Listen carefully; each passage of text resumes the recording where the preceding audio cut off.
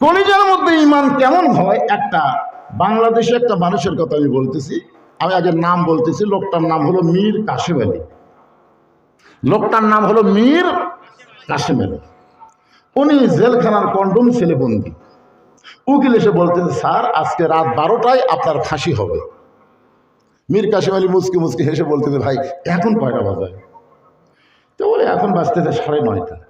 আলহামদুলিল্লাহ, 2.5 ঘন্টা সময় ওয়াজাতে বসে থাকে, কি করবো? আমি 2 ঘন্টা ঘুম পারি। 2 ঘন্টা ঘুম পারবো, তুমি আমাকে এসে ডাক দিবে। উকিল কয়, কে রে পাগল, আর ফাঁসি হবি? আর ওই বলে ঘুম পারবি, আর হামাক বলে ডাক দেওয়া লাগবি। আসলে লোকটা ফাঁসির চিন্তায় পাগল হয়ে গেছে। উকিল মন খারাপ করে বাড়ি হয়ে গেছে। 2 ঘন্টা পরে উকিল কন্ডম ছেলের মধ্যে ঢুকে দেখে মীর কাসেম আলী নাক দেখে ঘুম পাড়তিছে।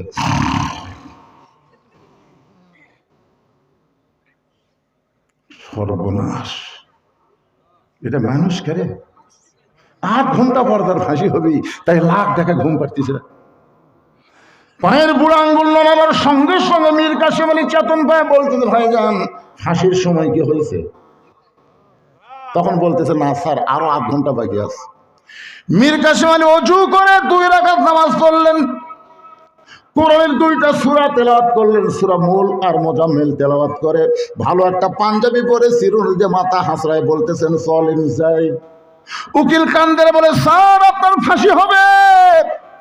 আপনি কি শ্বশুর বাড়ি যাবেন নাকি? এত সাইজা গুইজা আপনার ফাঁসি হবে। মীর কাসেম আলী কান্দের বলে, পাগল, ফাঁসি হবে আমার, কিন্তু তোমার চোখের পানি। শুনে নাও, আমি যখন 2 ঘন্টা ঘুমিয়েছিলাম, ওই ঘুমের মধ্যে আল্লাহ পাক আমারে জানাইছে, অন্যায়ভাবে যাদেরকে ফাঁসি দেওয়া হবে তাদের মৃত্যু হবে না, ফাঁসির সঙ্গে সঙ্গে আত্মা জান্নাতের দরজা দিয়ে আল্লাহ তাকে বরণ করে নিবে। ওয়ালা তাকুলু লিমান ইউকতালু ফি সাবিলিল্লাহি আমওয়াতুন বাল আহইয়াউ ওয়ালাকিন লা তাশউরুন। মার মার, কে বলছে? আবু সাইদ, মার। আমি নবীর হাদিস বের করে দেখলাম, রাসূল বলেছেন শহীদের মৃত্যু একটা পিঁপড়া কাটার যন্ত্রণার চাইতেও কম। তাফসীরের মধ্যে লেখছে, কোন পিঁপড়া? ওই যে পিঁপড়া চিনি খায়। জোরে কোন কি খায়? আচ্ছা, চিনি খাওয়া পিঁপড়া 10টা যদি কামড় মারে, আপনি একটু চুল কাটি, ঠিক কেনা বলে? আমি চিন্তা করলাম, কে রে? আবু সাইদকে যখন গুলি করলো, ওই ভিডিও তো আমি একটু জুম করে দেখি তো, ওকে যখন গুলি করলো তখন কি করলো? গুলি এসে বুকত লাগলো, ওই ও মারে বাবারে আমাকে লাগতেছে ভাই রে, এ কথা কয়নি। গুলি লাগার পরে আবার বলতেছে, মার। অন্যায়ের সঙ্গে আপোষ না করে হকের পক্ষে জীবন দেওয়া মুসলমানের জন্য অনেক ভালো। জোরে কোন কথা ঠিক কিনা? মার। আবার যখন গুলি করলো, 2 বন্ধু এসে যখন হাত ধরলো, সঙ্গে সঙ্গে আবু সাইদ পড়ে গেল। এখান থেকে কুরবান হয়ে গেল। আবু সাইদ মরে নাই, আল্লাহর পথে হকের পক্ষে শহীদ হয়ে গেছে। আমার গ্রামে এ পর্যন্ত 3 জন ছেলের নাম আবু সাইদ। আমার গ্রামে 3টার নাম আবু সাইদ হচ্ছে। আমি বলে দিলাম, আর আবু সাইদ থেও না। এখন যেগুলো হবি নাম থেবো ইয়ামিন, না হয় মুগ্ধ, এগুলো থাও। আমার এক খালা তো বোনের মেয়ে হয়েছে। খালা আমার মোবাইল করে করবো, বহু তদবির করে রে, অনেক চেষ্টার পরে একটা মেয়ে হয়েছে, আমার নাতনি হয়েছে। তুই আলেম মানুষ, একটা ভালো নাম হতো বাবা। আমি বললাম, খালা হাসিনা। এখন সেই কথা হাসিনা। খালা 30 সেকেন্ড মোবাইলে কথা কয় না। আমি বললাম, খালা কি হলো? খালা খালা কি হলো? তুই আলেম না আলেম রে, তোর কাছে একটা ভালো নাম শুনবার পেলাম, আপনি খুনি হাসিনার নাম কর। আমি তখন বুঝলাম আবু সাইদ মরে নাই, হাসিনা বাঁচিয়া থাকতেই পৌঁছে গেছে। ধরে কথা কর না কেন, কথা কর না কেন? ভাইজান, তাসদিক বিল জানান, কলিজার মধ্যে ঈমান যখন ঢুকবে, ওই মানুষটার কাছে ঈমানের চাইতে জীবনের গুরুত্ব বেশি হবে না, বরং জীবনের চাইতে ঈমানের গুরুত্ব বেশি হবে। আমি আপনি যতই চেষ্টা করি, জীবন বাঁচাবার পারবো না, কিন্তু একটু চেষ্টা করলে আমাদের ঈমান বাঁচবে। আপনার বলেন তো, যেটা বাঁচান যাবে সেটার পিছনে চেষ্টা করবেন, না যেটা বাঁচান যাবে না তার চেষ্টা করবেন? আপনি যতই চেষ্টা করেন তো জীবন বাঁচাবার পারবেন? পারবেন? তাহলে কি ঈমান রক্ষা করতে হবে। এরপর আল্লাহ রাসূল বললেন, আমল বিল আরকান, ঈমানকে রক্ষা করতে গেলে, তাসদিক বিল জানানকে সঠিক পর্যায়ে রাখতে গেলে তোমাদেরকে ঈমান অনুযায়ী আমল করা লাগবে। আপনার বলেন তো, ঈমান অনুযায়ী আমল করবার গেলে সর্বপ্রথম যে আমলটা আসবে তার নাম কি? আরো জোরে, এ সাইড থেকে বলতেছে না। আপনি বলেন তো, রোজা না রাখলে বেঈমান হবে, এই মর্মে কোনো হাদিস আছে? হজ না করলে বেঈমান হবে, এই মর্মে কোনো হাদিস আছে? যাকাত না দিলে কাফের হবে, এই মর্মে কোনো হাদিস আছে? কিন্তু লা সলাতা লা ঈমানা, যার নামাজ নাই তার ঈমান নেই। লা সলাতা, এই দুই মুরব্বী উঠতে চাচ্ছে নাকি? কি বাজান উঠতে চাচ্ছেন? হ্যাঁ, আচ্ছা, জানতেন না। ওই জায়গা ফাঁকাই থবেন, উনি আসা আবার ওখানেই বসবেন।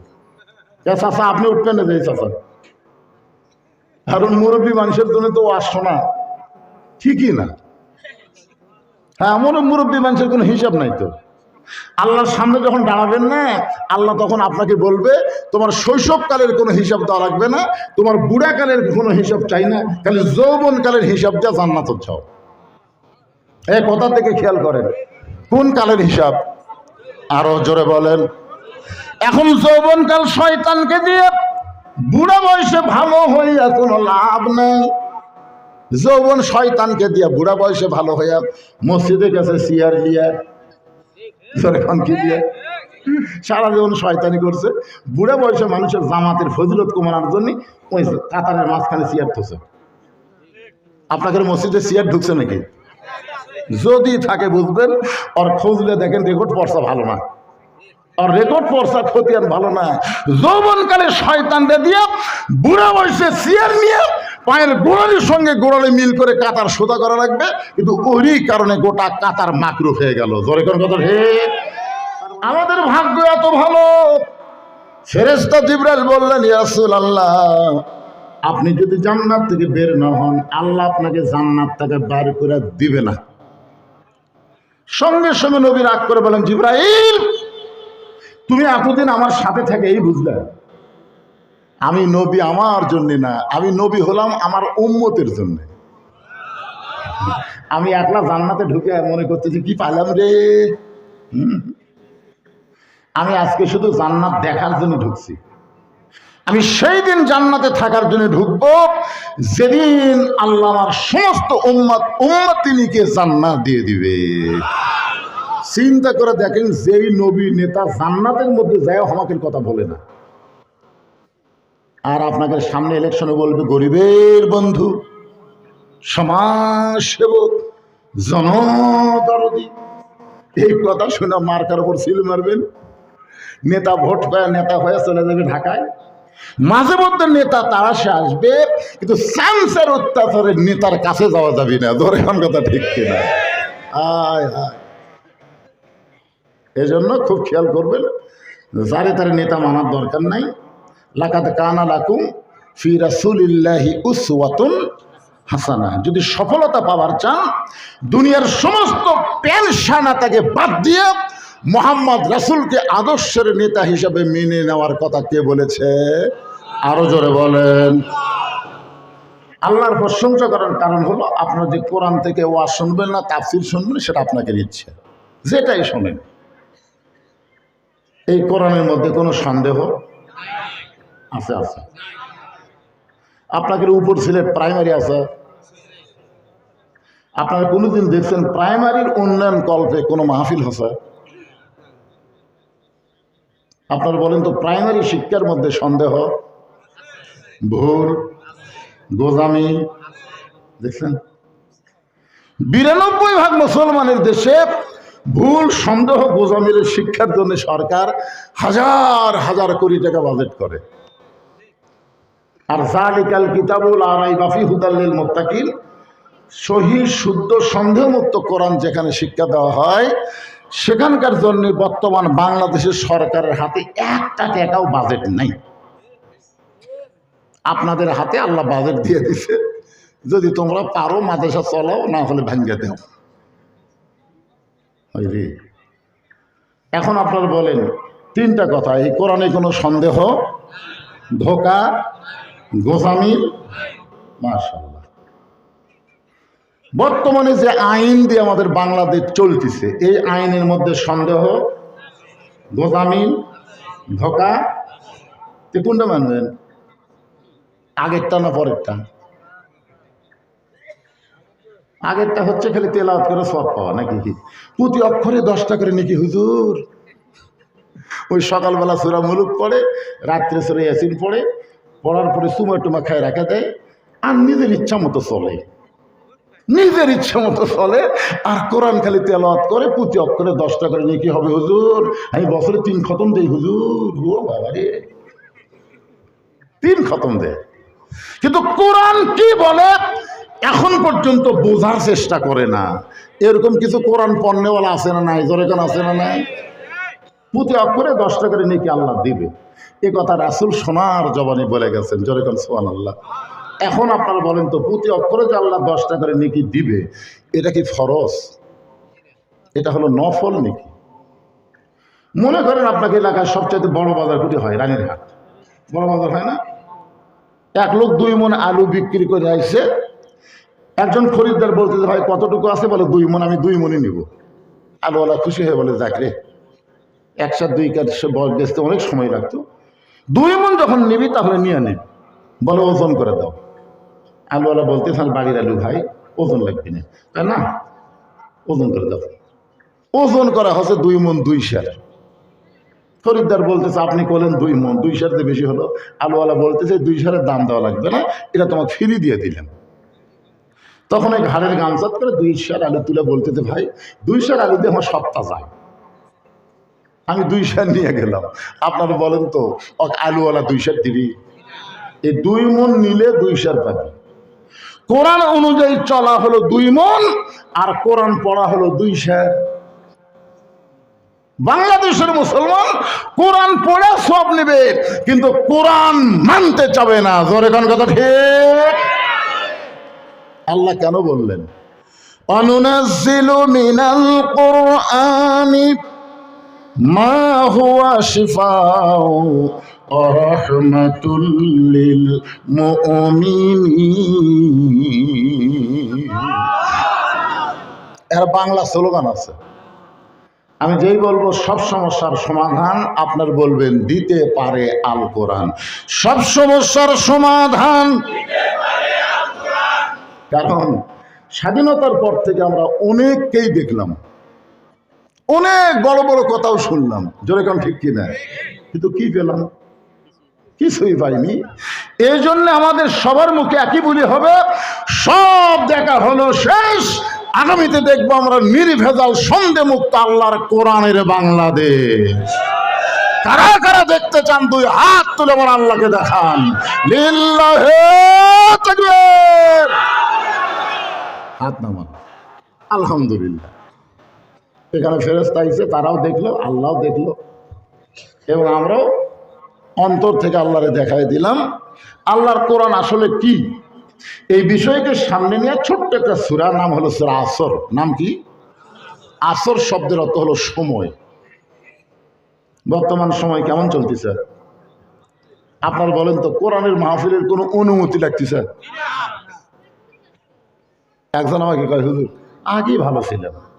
আমি বলতেছি, আমি তো আমরা একটা গজল গাইলাম, ইউনুস নবীরে খাইল মাছেতে গিলিয়া, ফেরেশতা পাঠাইলেন আল্লাহ ইসমে আজম দিয়া, দমে দমে সে হরদম পড়ে সে ইসমে আজম, মাছেরই উদর হইতে বাঁচাইলা প্রাণ। সবাই বলেন আল্লাহু আল্লাহু, তুমি জানলে জানালুহু, শেষ করা তো যায় না গে তোমার গুণগান। আমাকে বলে হুজুর আমি বললাম আগেই ভালো ছিলাম, আপনি গজল শোনালেন কেন? আমি বললাম পাগলা, যার নামে গজল গেলাম তার নাম কি? ইউনুস। গেলাম তুই জানিস ইউনুস মালটাকে? যাক মাছে গিলেও হজম করার পারেনি রে। এখন ভারত যতই চেষ্টা করুক আমাদের ইউনূসের এক পশমেরও ক্ষতি করতে পারবে না। জোরে কোন কথা ঠিক কিনা? মালদার একটু বয়স বেশি। জোরে কোন কি বেশি? একটু বয়স বেশি হওয়ার কারণে কাজের গতি হলো ধীর গতি। বুড়া মানুষের কাম কি তাড়াতাড়ি না ধীর? দেখেন তো বর্তমানে যে কামগুলো করতেছে 3236 বানা দিচ্ছে। জোরে কোন কথা ঠিক কিনা? আর অপারেশন ডেভিল হ্যান্ড, বুঝলেন আপনি? এই কোরআনের মাহফিল বাদে মেলা ধরতেছে, পাশার কাপড় খুলে 5টা করে বাড়ি মারবে। জোরে কোন কথা ঠিক কিনা? আজ হোক কাল হোক বাংলাদেশের যুবকদেরকে অবশ্যই সাইজ করা হবে। জোরে কোন কথা ঠিক কিনা? বুড়াগুলার কোনো টেনশন নাই, এতে কোনোই টেনশন নাই, কারণ ইউনূসও বুড়া, আমরাও বুড়া। জোরে কোন কথা ঠিক কিনা? এটা জোয়ানগুলা নিয়ে খুব চিন্তায় আছে আমি। আল্লাহ সময়ের শপথ করলেন, ওয়াল আসর, মানে সময়ের শপথ। সময় অত্যন্ত গুরুত্বপূর্ণ একটা বিষয়।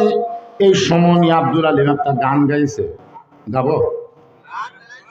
মিশে মায়াই বন্দি থাইকা করলাম কত খেলা, পশ্চিমে তাকায়া দেখো তোমার ডুইবা গেছে বেলা, এক পলকের নাই ভরসা, মিশে সকল আশা, কখন বুঝি দারুণ ঝড়ে ভাঙবে তোমার বাসা। সময় আজকে যে দিনটা চলে গেল, রাত পেলাম, আবার রাতটা চলে যাচ্ছে, আবার আগামীকাল দিন পাবো। আমাদের হায়াত থেকে এই সময়গুলো কিন্তু ফুরে যাচ্ছে। কি মনে করতেছেন? পাবে না? যে মাগরিবের নামাজ, এশার নামাজ আমাদের কাছ থেকে বিদায় নিল, যারা ইচ্ছা করে নামাজ না পড়ে ওয়াজ শুনতেছে, আপনি শত চেষ্টা করেন ওই নামাজকে আর আপনি ফেরত পাবেন? তাহলে কি করবেন? এই সময়ের শপথের সময় আপনাদেরকে শপথ নেওয়া লাগবে, জীবন থাকা অবস্থায় আর একটা ওয়াক্ত নামাজ বাদ দেব না। ফজর থেকে আমরা সবাই নামাজ ধরবো ইনশাআল্লাহ। তাহলে নিয়ত করার সাথে সাথেই আজকের সময় আপনার পক্ষে চলে যাবে। আল্লাহ বলে, যত নামাজ না পড়ার পাপ আছে, এই নিয়ত করার সাথে সাথে আমি আল্লাহ সব মাফ করে দিলাম। এখন আপনাদের মধ্যে কারা কারা ফজর এসা পড়েননি? না না, কাম সারছে না, আমি বলবো না, হাত তোলেন। বক্তা ওয়াজ করছে, টুপির উপর পাগড়ি পরে নামাজ পড়লে আল্লাহ 70 গুণ সওয়াব দেয়। কত গুণ? সেদিন থেকে বেচারা পাগড়ি পরে নামাজ পড়ে। কিন্তু একদিন মসজিদে গিয়ে হঠাৎ খেয়াল হয়েছে পাগড়ি আনে নাই। এখন এত দূরে বাড়ি পাগড়ি আনতে যাব? মন বলতেছে জামাতে নামাজ পড়লে 27 গুণ, আর পাগড়ি মাথা দিয়ে নামাজ পড়লে 70 গুণ। জামাত বাদ দে, ইচ্ছা করে জামাত বাদ দিছে, কারণ 27 গুণ যায়। জামাত বাদ দিয়ে সবাই যখন চলে গেছে নামাজ পড়ে, ও তখন মসজিদের মধ্যে ঢুকে এক টানে লুঙ্গি খুলে ওই লুঙ্গি আড়াআড়ি ভাঁজ দিয়ে মাথার পাগড়ি বাঁধছে, বান্দার রুকুর থেকে সেজদাত গেছে। এমন সময় মুসল্লি ঢুকে থাকে, ন্যাংটা ন্যাংটা বাবার দরবারেতে কেউ ফিরে না খালি হাতে। কেল্লা বাবা, ন্যাংটা বাবা, সাধু বাবা, খালি বাবার গজল তাহিরের কাছে আছে না নাই? দরকার আছে নাই? পাঁচটায় মারছে থাবা। লাভ দুটো বলতেছে, আমার মারলে কেন ভাই? বলে মারার কারণ হলো তো লুঙ্গি। বলে তোমার চোখ নাই, লুঙ্গি আমার মাথা। তো পরনের লুঙ্গি মাথাত কেন? বলে সবের আশায় ভাই, সবের আশায়।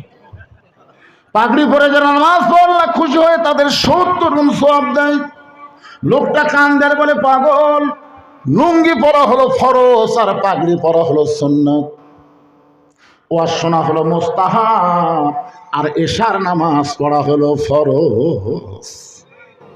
এশার নামাজ বাদ দিয়া যারা ওয়াজ শুনতেছে, তারা লুঙ্গি খুলিয়া মাথায় পাগড়ি পরিছে। আমার সঙ্গে সবাই বলা লাগবে, তাই বলবে না, মনে করবেন ওই এশা পড়েনি।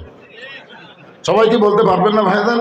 আমার সঙ্গে একটু তালে তাল মিলা বলেন, এশার নামাজ বাদ দিয়া যারা, এশার নামাজ বাদ দিয়া যারা ওয়াজ শুনতেছে, তারা লুঙ্গি খুলিয়া মাথায় পাগড়ি পরেছে।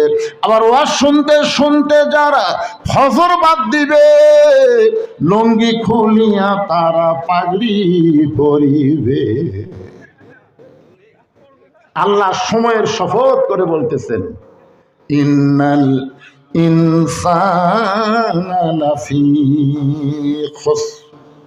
ইন্না মানে নিশ্চয়, ইনসান মানে মানুষ, লাফি মানে ভিতরে, খুসরুন মানে ক্ষতি। নিশ্চয় মানুষগুলো ক্ষতির ভিতরে।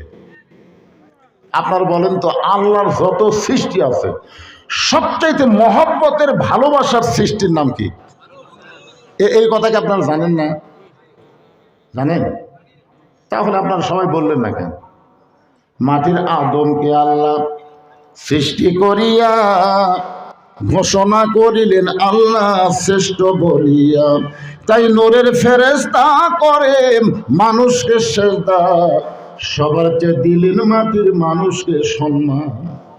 সব ফেরেশতা সেজদা করলো, কিন্তু ফেরেশতার মধ্যে একজন ছিল সেজদা করেনি।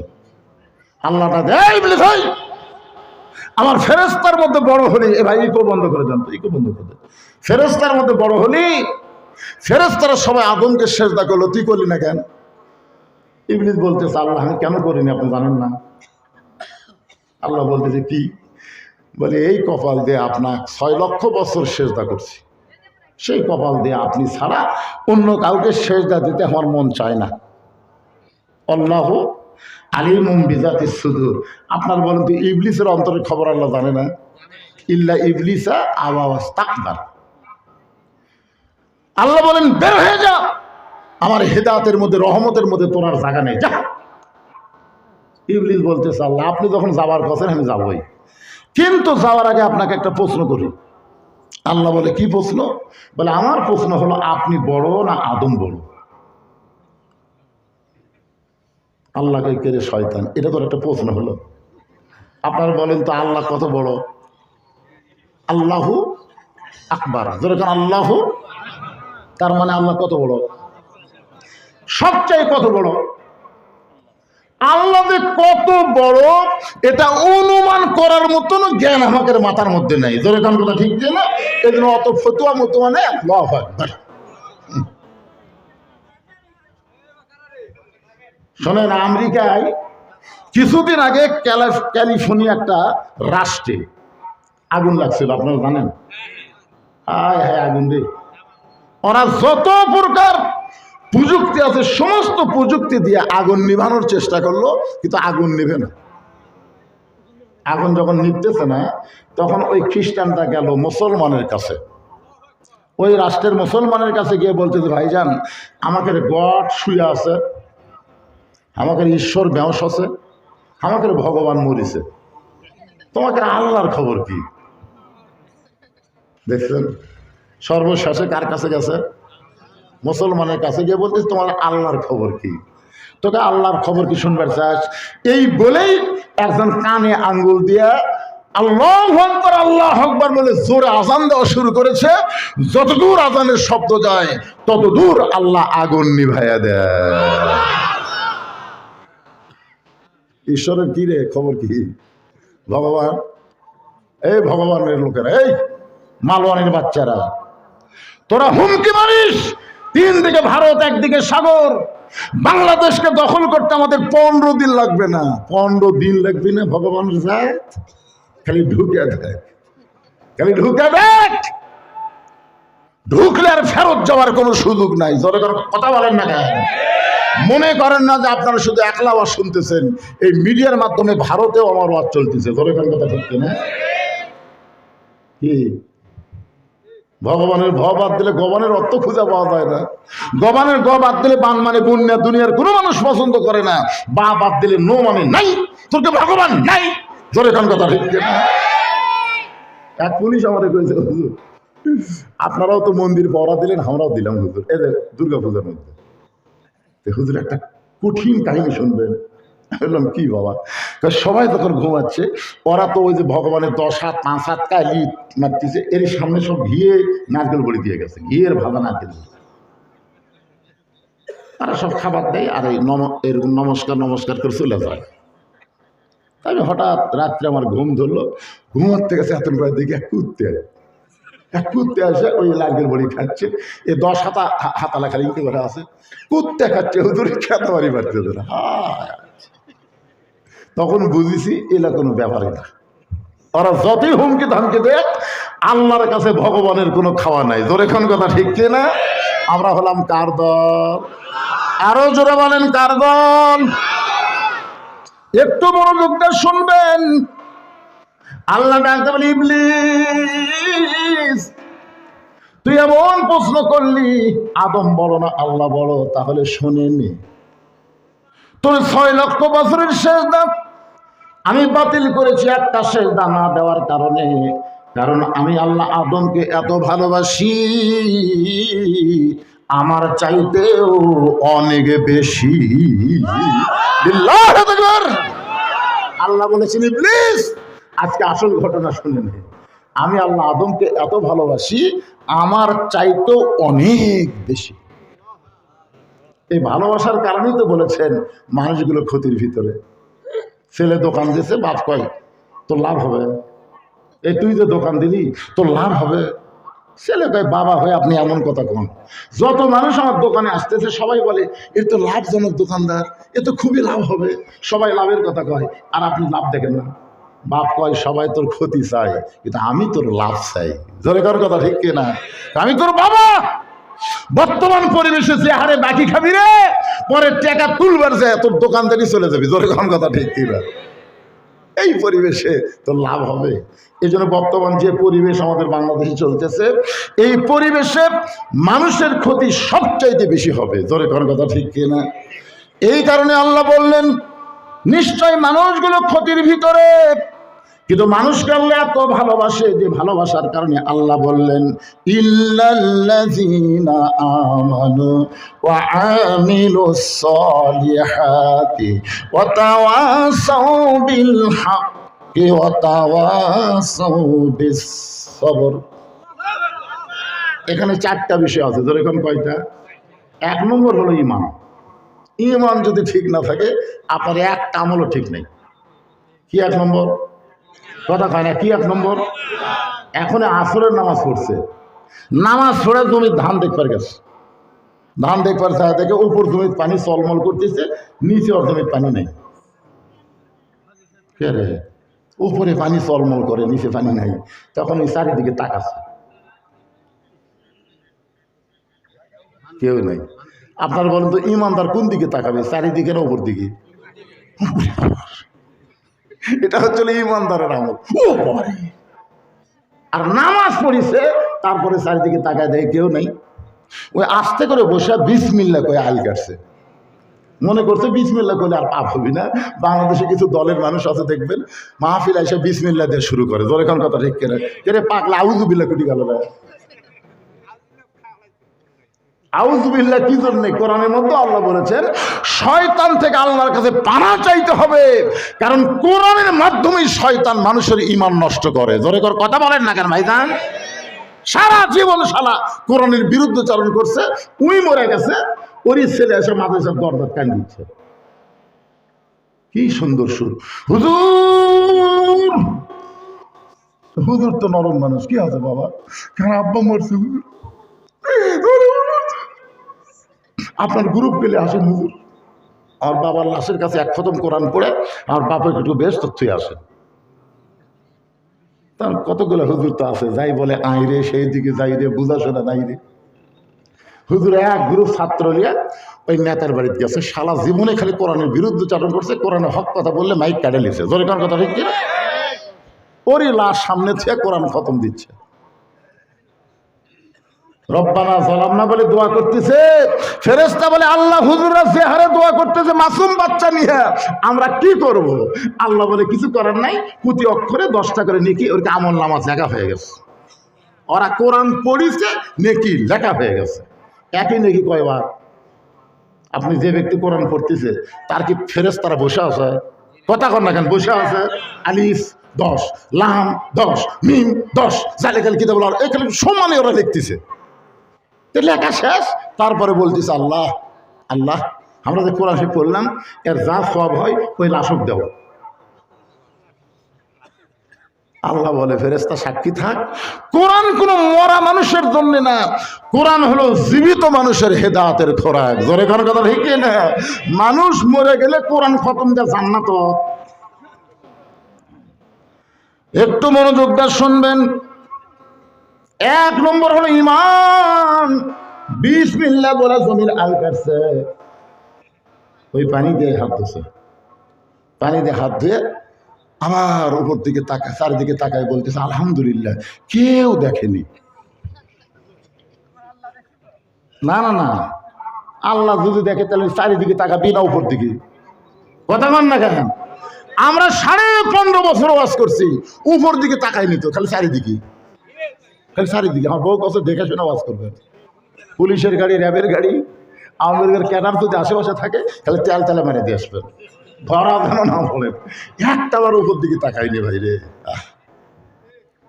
প্রকৃত ইমানদার যারা হবে তারা চারিদিকে না তাকায় কোন দিকে তাকাবে? তাদের ইমান বলবে কেউ না দেখলেও কে দেখতেছে। আরো জোরে, কেউ না দেখলেও তোমার 2 কাঁধের ফেরেশতা লিখতেছে, তোমার 2 কাঁধে 2 মুহুরিব লিখিতেছেন ডায়েরি, দলিল দেখে রায় দিবে, টাকা পয়সার নাই কারবার, কিরামান কাতিবিনা ইয়ালামুনা মা তাফআলুন। সাহাবেরা বললেন হুজুর, ঈমান এত গুরুত্বপূর্ণ একটা বিষয়, এর সম্পর্কে একটু ব্যাখ্যা করলে ভালো হয়। আল্লাহ রাসূল বললেন ইকরার বিল লিসান, তাসদিক বিল জানান, আমল বিল আরকান, এরই নাম হলো ঈমান। জবানে লা ইলাহা ইল্লাল্লাহ পড়া এটা কিন্তু কঠিন না। জবানে লা ইলাহা ইল্লাল্লাহ হযরত বেলাল পড়েছে, পড়ার পরেই আল্লাহ তাআলা বেলালের জন্য একটা কোরআনের আয়াত নাজিল করেছে, ইন্নাল্লাযীনা ক্বালু রাব্বুনাল্লাহু সুম্মা ইসতাকাম। রাসূল বলেন বেলাল, জবানে কলেমা পড়েছ, গভীর রাতে দিনের আলোতে এটা যেন প্রকাশ করো না, কারণ এই মাত্র তুমি ছাড়া আমার উম্মতের মধ্যে গোলাম কেউ নেই। তুমি প্রথম একজন গোলাম আমার কাছে ঈমান গ্রহণ করছে, তোমার জন্য আল্লাহ আয়াত নাজিল করেছে। কোন অবস্থায় যদি ধরা পড়ো যে তুমি মুহাম্মাদের অনুসারী হয়ে গেছো, মুসলমান হয়ে গেছো, জীবন দিবে কিন্তু ঈমান দিবে না। বেলাল বললেন ইয়া রাসূলুল্লাহ, ঠিক, তাসদিক বিল জানান, খালি মুখে পড়েনি তো, কলিজার মধ্যে জায়গা দিস। কলিজার মধ্যে ঈমানের জায়গা যখন দিবে, ওই মানুষটার কাছে জীবনের চাইতে ঈমানের গুরুত্ব বেশি হবে। জীবন বাঁচান ফরজ নয়, বরং ঈমান বাঁচান ফরজ, বিশ্বাস করবে। এখন আপনারা বলেন তো আমাদের কাছে কি বাঁচান ফরজ, জীবন না ঈমান?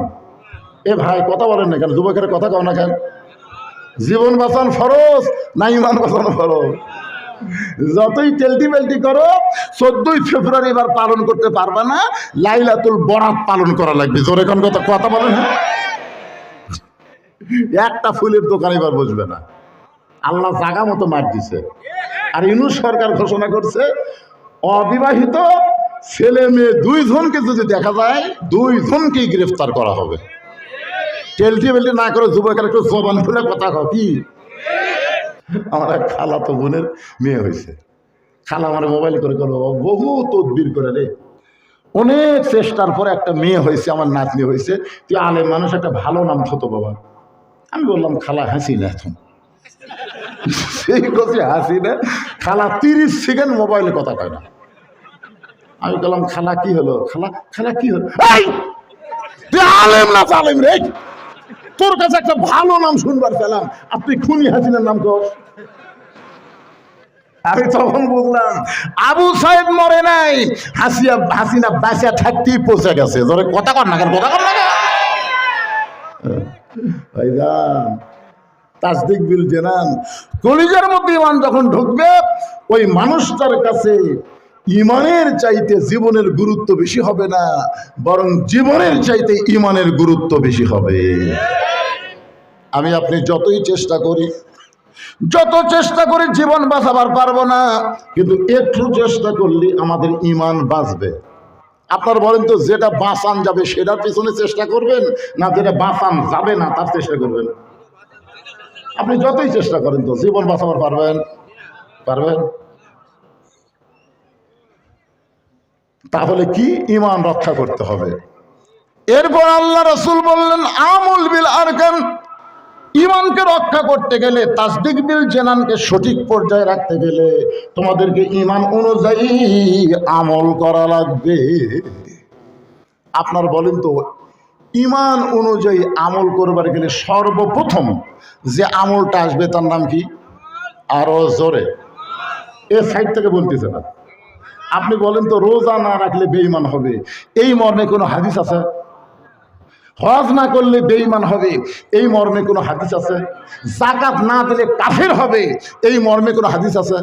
কিন্তু লা সালাতা লা ঈমানা, যার নামাজ নাই তার ঈমান নেই। লা সালাতা, এই দুই মুরব্বী উঠতে চাচ্ছে নাকি? কি বাজান উঠতে চাচ্ছেন? হ্যাঁ, আচ্ছা, জানতেন না। ওই জায়গা ফাঁকাই থবেন, উনি আসা আবার ওখানেই বসবেন। চাচা আপনি উঠবেন না? যে চাচা, কারণ মুরব্বী মানুষের জন্য তো আসছো না, ঠিকই না? হ্যাঁ, এমনও মুরব্বী মানুষের কোনো হিসাব নাই তো। আল্লাহর সামনে যখন দাঁড়াবেন না, আল্লাহ তখন আপনাকে বলবে, তোমার শৈশবকালের কোনো হিসাব দেওয়া লাগবে না, তোমার বুড়াকালের কোনো হিসাব চাই না, খালি যৌবনকালের হিসাব দেওয়া জান্নাত চাও। এই কথা থেকে খেয়াল করেন, কোন কালের হিসাব? আরো জোরে বলেন। এখন যৌবনকাল শয়তানকে দিয়ে, বুড়া বয়সে ভালো হইয়া কোনো লাভ নেই। যৌবন শয়তানকে দিয়ে, বুড়া বয়সে ভালো হইয়া মসজিদের কাছে চেয়ার দিয়ে, কি দিয়ে সারা জীবন শয়তানি করছে। বুড়া বয়সে মানুষের জামাতের ফজিলত কমানোর জন্য ওই কাতারের মাঝখানে চেয়ার থুছে। আপনাদের মসজিদে চেয়ার ঢুকছে নাকি? যদি থাকে বুঝবেন, আর খুঁজলে দেখেন রেকর্ড পর্সা ভালো না, আর রেকর্ড পর্সা খতিয়ান ভালো না। যৌবনকালে শয়তানটা দিয়ে বুড়া বয়সে চেয়ার নিয়ে পায়ের গোড়ালির সঙ্গে গোড়ালি মিল করে কাতার সোজা করা লাগবে, কিন্তু ওরই কারণে গোটা কাতার মাকরুফ হয়ে গেল। জোরে কোন কথা হে। তারপরে কি, আমার এলাকার এক গোয়েন্দার ছেলেমেয়েকে বলছে, সারা জীবন তো শয়তানি করলাম রে, মরার পরে আমার পাছার মধ্যে একটা বাঁশ দিয়ে রাস্তার মধ্যে খাড়া করে তুলি। ছেলেরা বলতেছে, বাবা সারা জীবনই শয়তানি করলেন, মরার পরে কয় বুঝিস না আর একটা শয়তানি করে যায়, মানে পাছার মধ্যে বাঁশটা খাড়া করে তুলে গোটা গ্রামও পুলিশ ধরবি। কিন্তু তুই নামাজ পড়িসনি, বুড়ে বয়সে সিয়ারলে কি শুরু করছো? কারণ সরকারি চাকরি যেমন সব বয়সে হয় না, নামাজও তেমন সব বয়সে ধরলে হবে না। 7 বছর থেকে নামাজের তালিম দাও, 10 বছর থেকে যাবার না চালে ঘাট ধরে লিয়ে দাও। এ কথা কোন ঠিক না? সরকারি চাকরির একটা বয়স আছে না নাই? যখন বুড়া হয়ে গেছেন, সরকারি চাকরি যখন শেষ হলো, আপনি কান্দা লাগবে না, সরকার বলে দিবে তুই বসে থাকা বেতন খাবা, তুই পেনশন পাবি, বসা বসা বেতন খাবি। যৌবন বয়সে যারা 5 ওয়াক্ত নামাজ জামাতে পড়ে, বুড়া বয়সে যদি জামাত ধরবার নাও পারে, জামাতে নামাজ পড়তে যদি তার কষ্ট হয়, ওই যৌবনের নামাজের কারণে মরা পর্যন্ত আল্লাহ তাকে পেনশনের সওয়াব দিয়া দিবে। এই জন্য 1 নম্বর হলো নামাজ। 1 নম্বর কি? মান তারাকা সালাতু মুতাম্মিদান ফাকাত কাফারা। ইচ্ছা করে 1 ওয়াক্ত নামাজ যারা বাদ দিবে, অবশ্যই তারা আল্লাহর সঙ্গে কুফরি করবে। এখন আপনারা হয়তো বলবেন, হুজুর আমরা কি জুমা পড়ি না, আমরা কি রমজানের তারাবি পড়বো না? এই তো রমজান মাস আসতেছে, আমার এলাকার এক বেয়া নামাজ এসে বলে, হুজুর তারাবি কয় রাকাত? ওই তো সারা বছর মসজিদ নাই, ওই রোজার মাসে এসে ফুতুও মারতেছে, হুজুর তারাবি কয় রাকাত? আমি বললাম, তোর মন কয় রাকাত কয়? তো কয় না, ওই যে মুজাফফর বিন মুহসিন করলো 8 রাকাতের বেশি পড়লে নাকি পাপ হবে। আমি কইলাম, ওরই পাশে যা পাগলা, আমাকে পাশে আসিস কে? সারা বছর নামাজ পড়নি, তারাবির ফতুয়া মারতেছে। কি এক মুফতি আমাকে এলাকার মসজিদে আইসা হাত এটি বাঁধছে, এইরকম হাত বাঁধে পাও ফাঁক করে খাড়া আছে। আমি বললাম, এই মুফতি কে রে? তাকে হুজুর এই সৌদি আরব গেছিল, 4 বছর পর ফেরত যাচ্ছে। নামাজ শেষ করলো, বললাম, বাবা মদিনার কোন ভার্সিটিতে পড়ছিস তুই? হুজুর আপনি কি করেন? আমি শ্রমিক ভিসাত গেছিলাম, হুজুর কাজ কাম করছি, রাস্তাঘাট সাফ করছি। তো রাস্তাঘাট সাফ করে হাতে টিকে তোর বাপ কুটি পড়ছে কয় এটি, তোর দাদা এটি, তো তুই কি জাউরা হলো? তোর কি জন্ম ঠিক নাই, তুই এটি গেলু? তুই তুই ফাঁক ফাঁক করে দাঁড়াছো করে কি? এরকম কিন্তু ফেতনাবাজ আছে না নাই? সারা বছর নামাজের কথা নাই, ওই এসে ফেতনাবাজ আছে। তারাবি 20 রাকাত, এ ব্যাপারে আমাদের কোনো ফতোয়া চলবে না। জোরে কোন কথা ঠিক, জোরে কোন কথা ঠিক কিনা? এই সবে বরাতলে ফতোয়া মারতেছে, কি বলবো? এই জান শোনেন, যেগুলো খারাপ সেগুলো সবাই জানে খারাপ, তাই বলে কি ভালো বাদ দিবেন? যখন ভালো কি বাদ দিবেন? একটু মনোযোগ দিবেন। আমল বিল আরকানের উপর আমি নামাজকে নিয়ে কথা বলতেছি। বলে হুজুর আমি কি জুমার নামাজ পড়ি না? আপনার বলেন তো জুমার নামাজের ফরজ কি? এই যারা নামাজ পড়েন, জুম্মা পড়েন, তার কথা আমি বলতেছি জুমার নামাজের ফরজ কি? জুমার নামাজের ফরজ হলো ইজা নুদিয়া লিসসালাতি মিন ইয়াউমিল জুমআ ফাসআউ ইলা যিকরিল্লাহ। যখন জুমাতে আজান দিবে, আজান দেওয়ার সঙ্গে সঙ্গে মসজিদে আসা লাগবে। হুকুম কার? আরো জোরে। তাহলে আল্লাহর হুকুম হলো আজান দেওয়ার সাথে সাথে আসা লাগবে। তোমরা কখন আসছিস? সবার শেষে আসে, আগে যায়। 5 ওয়াক্ত নামাজের কোনো খেয়াল নেই। জুম্মার নামাজ পড়ে কয় আমি নামাজি। আল্লাহ কয় এই জুম্মার নামাজি, আজকে হাসরের ময়দানে রহমানুর রহিম আমি তোদের জান্নাত দিয়ে দিলাম, যা। জুম্মার নামাজি খুশি হয়ে বলবি কে রে? 5 ওয়াক্ত, তোরা বসে থাক। 5 ওয়াক্ত তোর হিসাব পরে হবে। আল্লাহ আমাকে আগে জান্নাত দিল। জুম্মা পার্টি খুশি হয়ে জান্নাতের কাছে যায়, দেখবে বিশাল একটা তালা। আল্লাহ আমাকে জান্নাত দিলেন, তালা আছে, চাবি তোর কাছে আছে, খোল। আর পকেট হাতে দেখবে একটা চাবি আছে, তেল তেলা। চালার মধ্যে ঢোকে ঠিকই, কিন্তু ঘরে না, ঢোকে ঘরে। আল্লাহ কি চাবি দিলেন? ঢোকে ঠিকই ঘরে না। আল্লাহ কয় পাগলা, ওই তালার মধ্যে 5টা দাগ আছে, তোর চাবির মধ্যেও 5টা দাগ থাকা লাগবে। দাগে দাগে মিল হবে, কুট্টুস করে খুলে যাবে। তখন কে আল্লাহ রে কিসের দাগ? বলে 5 ওয়াক্ত নামাজ। আমরা তো 5 ওয়াক্ত নাই। তাহলে দেখে ফেরো। তাই যারা শুধু জুম্মা মারতেছেন, আপনারা বড় জোর জান্নাত দেখতে পারবেন, কিন্তু ঢুকতে পারবেন না। এই জন্য পুরুষ মানুষের জন্য 1 নম্বর আমল হলো নামাজ। জোরে বলেন নাম কি? আরো জোরে। আর নারীদের জন্য 1 নম্বর কিন্তু নামাজ না, নারীদের জন্য 1 নম্বর হলো পর্দা। আল্লাহ নবী ফাতেমার ঘরের মধ্যে ঢুকে ফাতেমার আঙ্গুলে একটা চাপ দিয়ে বললেন, মা আমি তোকে বাবা বড় ভালোবাসি, আমি তোকে অত্যন্ত ভালোবাসি মা, তুই আমার কলিজার টুকরা। তোর কি কখনো মনে হয় তুই আমার মেয়ে বলে জান্নাতে যাবি? ফাতেমা বলতেছে, বাবা কখন কেন, সব সময় মনে হয়। আপনি হলেন নবীদের নবী, ইমামুল আম্বিয়া, ইমামুল মুরসালিন। আপনার মেয়ে হওয়ার কারণে আল্লাহ অবশ্যই আমাকে জান্নাত দিবে। সঙ্গে সঙ্গে রাসূল কান্দের বলে, ফাতেমা এই কথার কখনোই তুই মনে করবি না। জান্নাতে যদি যাবার চাস মা, তাহলে জান্নাতের আমল করে তোকে জান্নাতে যেতে হবে। সূরা আসরের 2 নম্বর বিষয় হলো ওয়া আমিলুস সলিহা, জান্নাতের আমল করে জান্নাতে যেতে হবে। ফাতেমা বললেন, বাবা কি আমল করা লাগবে? আল্লাহ নবী বললেন, মাত্র 4টা আমল করবা মা। 1 নম্বর হলো নামাজ, 2 নম্বর রমজান মাসে রোজা, 3 নম্বর স্বামীর খেদমত করা। যখন স্বামী চাবে তখন খেদমত করবা, সবসময় স্বামীর খেদমত করা লাগবে না। স্বামী যখন চাবে, স্বামী যখন, এই কথাটা খেয়াল করবেন, স্বামী যখন চাবে তখন বউ খেদমত করবে। কিন্তু স্বামী যদি না চায় আর বউ খেদমত করে, তাহলে বুঝবেন অতি ভক্তি। দাদা এখন অতি ভক্তি। কারেন্টের ফ্যান বন্ধ করে দিয়ে ওই তাল পাকাতে বাতাস করতেছে। স্বামী কয় কে গো কারেন্ট গেছে? কয় না, আছে তো। তো কারেন্টের ফ্যান বাদ দিয়ে তাল পাকার বাতাস, কয় কারেন্টের ফ্যানই তো আমার সতী। এরই কারণেই তো আমি জান্নাতে যাবার পারবো না।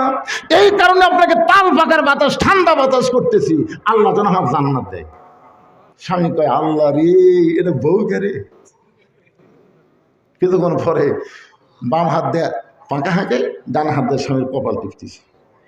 কিছুক্ষণ পরে স্বামীর পায়ের আঙ্গুলটা টানতেছে, কপালে এরকম চাপ মারতেছে, হাত পাও টিপতেছে। স্বামী খুব খুশি, থাকে আলহামদুলিল্লাহ একটা বউ ভরে। কিন্তু 5-6 মিনিট পরে কান দিচ্ছে, ফাঁকা হাঁকে আর কান্দে। স্বামী কয়, কি হয়েছে ময়না, তোমার কি হয়েছে? বলবো না, বলবো না, এই কয়। স্বামী কয়, কি হয়েছে কলজা, বলো। বলবো না, আপনি বলে আমার কাম হবি, তাই লাভ নেই, নিজেই কান্দি, আপনি বলে লাভ। স্বামী কয়, কি হয়েছে কহ। রাগ দান করেন না? আচ্ছা, না রাগ করবো না, বলো কি হয়েছে। বলে, এমন কষ্ট গো, তুমি যখন ব্যবসা করবার যাও, চাকরির যাও, মাঠে ময়দানে যাও, তখন তোমার বুড়া বাপ আর বুড়ি মা সবসময় ফ্যাস করে, আমার কলজার মধ্যে আগুন ধরে দিছে। তুমি যদি ওই বুড়া বাপ মায়ের সাথে থাকবার চাও, তা আল্লাহর রাস্তায় আমার বাপের বাড়ি পেটে দাও। আর যদি আমার সঙ্গে জান্নাতের সংসার করবার চাও, এই বুড়া বুড়ি বাদ দেওয়া লাগবে, অমা আলাইনা ইল্লাল বালাক। আমার ওয়াজ শেষ, এখন আপনার কি ওয়াজ করেন? স্বামী চিন্তা করতেছে, এই পাকার বাতাস করে মাথা টিপে আঙ্গুল টিপে, এই তো ভালোই একটা ওয়াজ করলো রে। বিবেকের আয়নায় ডুব দিয়ে দেখে, ওয়াকাদা রাব্বুকা আল্লা তা'বুদু ইল্লা ইয়াহু ওয়া বিল ওয়ালিদাইনি ইহসানা। আল্লাহর কোরআন বলে, পাগলা, যে বউ তোর বাপ মায়ের বিরুদ্ধে ওয়াজ করলো, এই বউ মলে তুই বউ পাবো রে। এই বউ যদি সারা দেশ সকালে বিকালে বিয়ে করবো রে। কিন্তু সে 2 ধরনের মানুষের বিরুদ্ধে বললো, ওরা যদি মরে যায় সারা জীবন কানলে তুই আর বাপ মা পাবো না রে।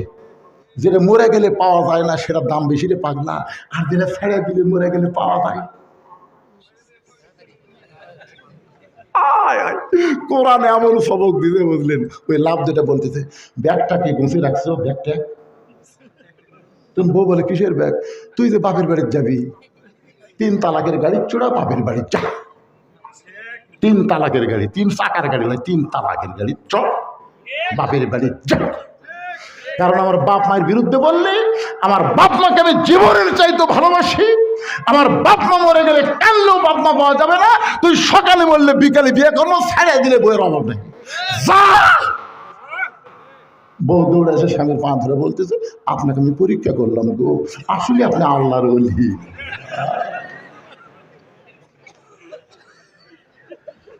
আল্লাহ নবী বললেন, ফাতেমা, সব সময় যে আমল করতে হবে, সে আমলের নাম হলো পর্দা। ও ফাতেমা, সবসময় পর্দার মধ্যে থাকবা। পর্দা আল্লাহ ফরজ করে দিয়েছে, অকরনা ফি বুয়ুতিকুন্না ওয়ালা তাবাররাজনা তাবাররুজাল জাহিলিয়াতিল উলা। সঙ্গে সঙ্গে ফাতেমা পর্দার ভিতরে ঢুকে গেলেন। নবীর বিবি খাদিজা সর্বপ্রথম ইসলাম গ্রহণ করছে। নবীর বিবি আয়েশা 6 লক্ষ হাদিসের হাফেজা, 30 পারা কোরআনের হাফেজা। জোরে কোন সুবহানাল্লাহ। আল্লাহ রাসূল বললেন, আমার খাদিজা 1 নম্বর জান্নাতি, আমার আয়েশা হলো জান্নাতি, কিন্তু আমার কলিজার টুকরা ফাতেমা জান্নাতি নারীদের নেত্রী। আয়েশা বলতেছি, ইয়া রাসূলুল্লাহ, আপনার মেয়ে ফাতেমা জান্নাতের এদের নেত্রী হলো কোন আমলে?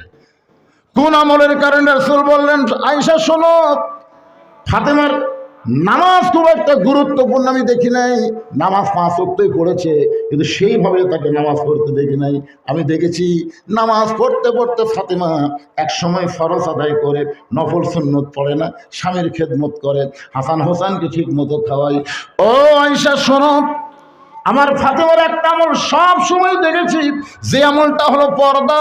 এমন ভাবে নিজকে পর্দার মধ্যে নিয়ে গেছে, গভীর রাত্রে হযরত আলীকে বুকের মধ্যে নিয়ে ফাতেমা ছোট বাচ্চার মতন কাঁদতেছে।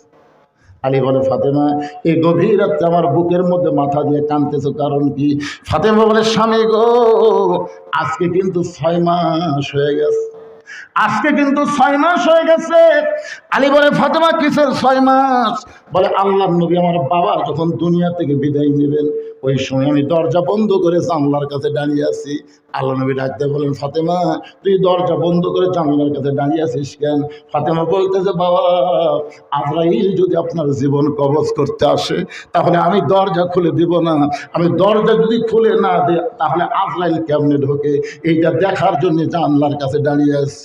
আল্লাহ রাসূল বলে ফাতেমা তুই কেন দরজা খুলে দিবি না? মৃত্যুর সময় যখন হবে তখন সবাইকে দুনিয়া থেকে বিদায় দেওয়া লাগবে। ফাতেমা বলে বাবা আপনি জানেন না বাবা, আপনি তাইফের ময়দান থেকে রক্তমাখা শরীর নিয়ে যেদিন এসেছিলেন মক্কায় সেদিন আমি বুঝতে পারলি বাবা ছাড়া মেয়ের কেউ নাই। ও বাবা আমি ফাতেমার জীবনের চাইতে আপনাকে বেশি ভালোবাসি।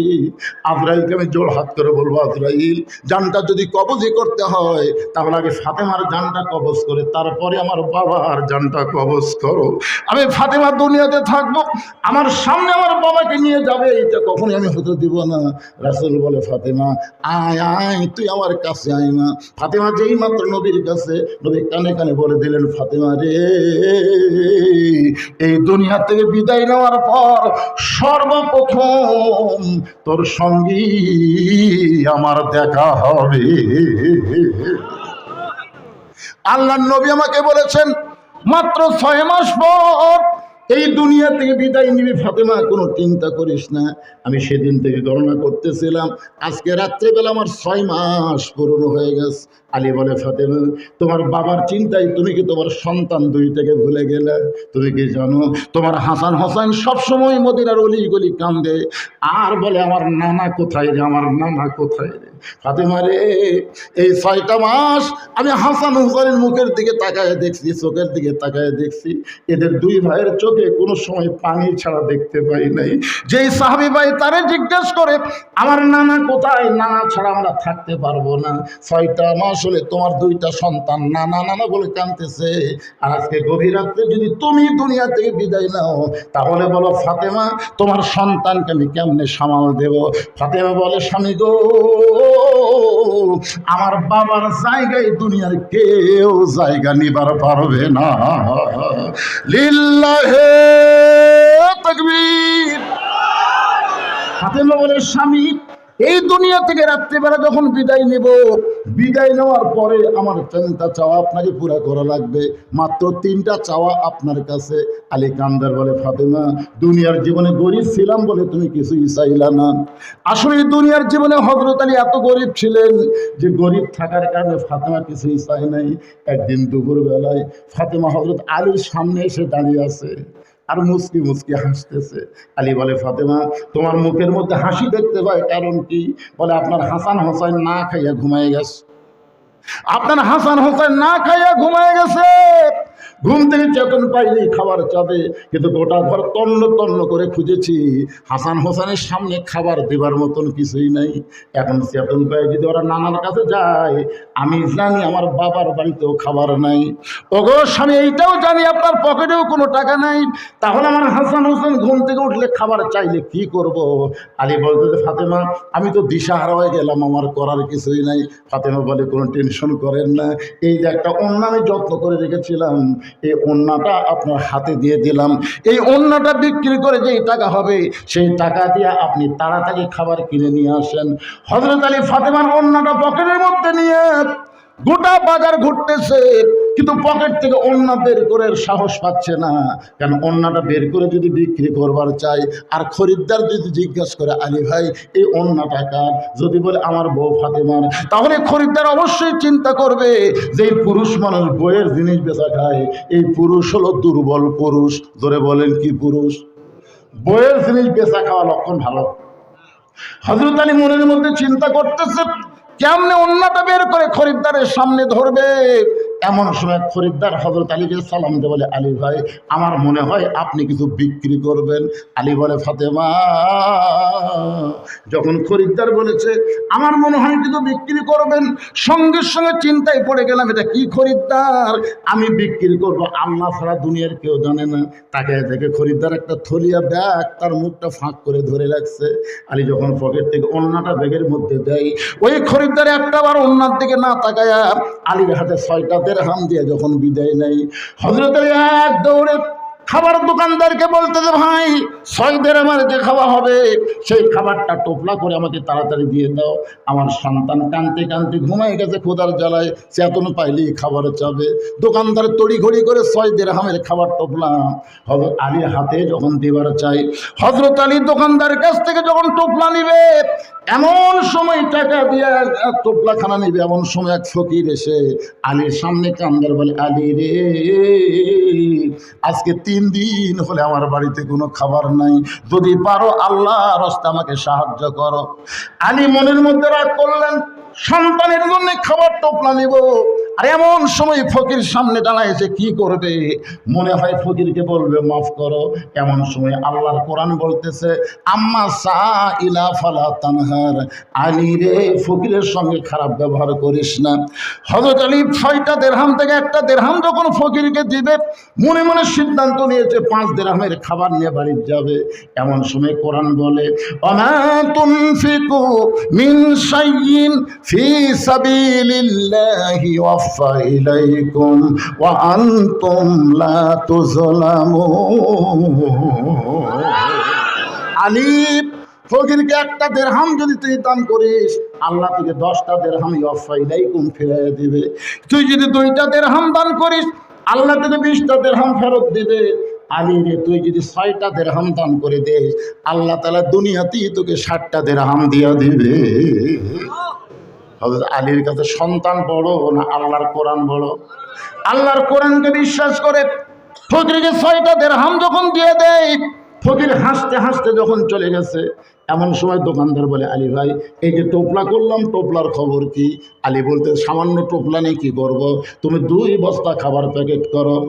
দোকানদারকে 2 বস্তা খাবার প্যাকেট করার কথা বলে হযরত আলী বাজারের মধ্যে ঘুরতেছে। এমন সময় এক ব্যক্তি উট নিয়ে আলীরে সালাম দিয়ে বলে, আলী ভাই অযথা বাজারে ঘোরা তো জায়েজ নাই, এই উটটা তুমি কিনে নাও। আলী বলতেছে, একটা পয়সাও তোমার পকেটে নাই, উটটা কেমনে কিনবো?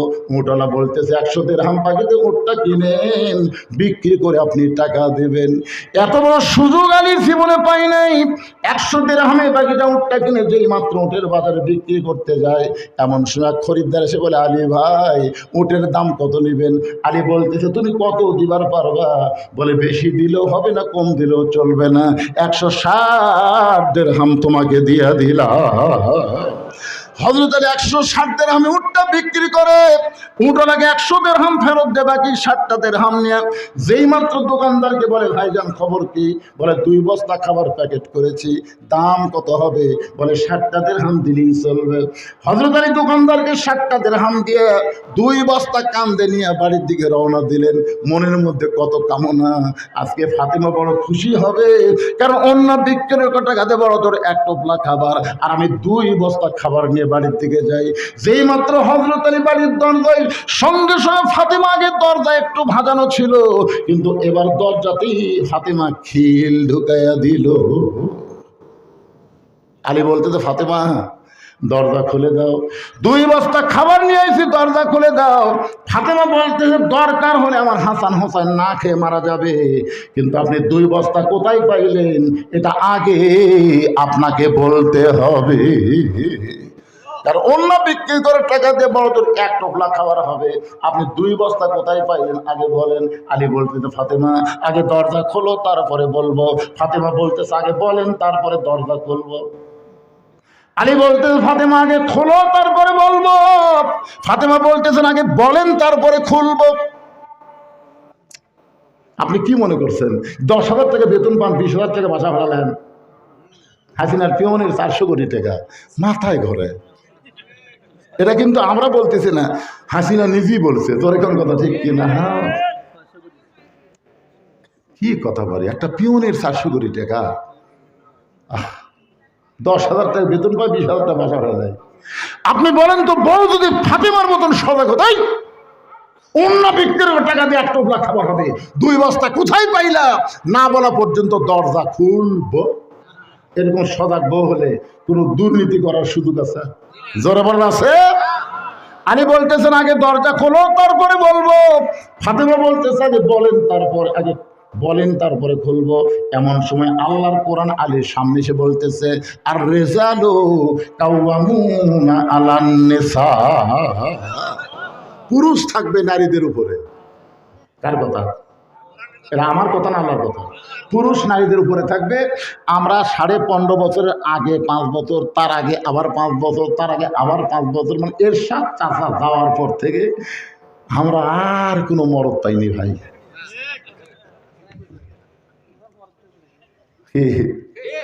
এখন আমরা একটা কথা বলবো, মেয়ে মানুষের দিন শেষ, আগামীতে মরদ মানুষের বাংলাদেশ।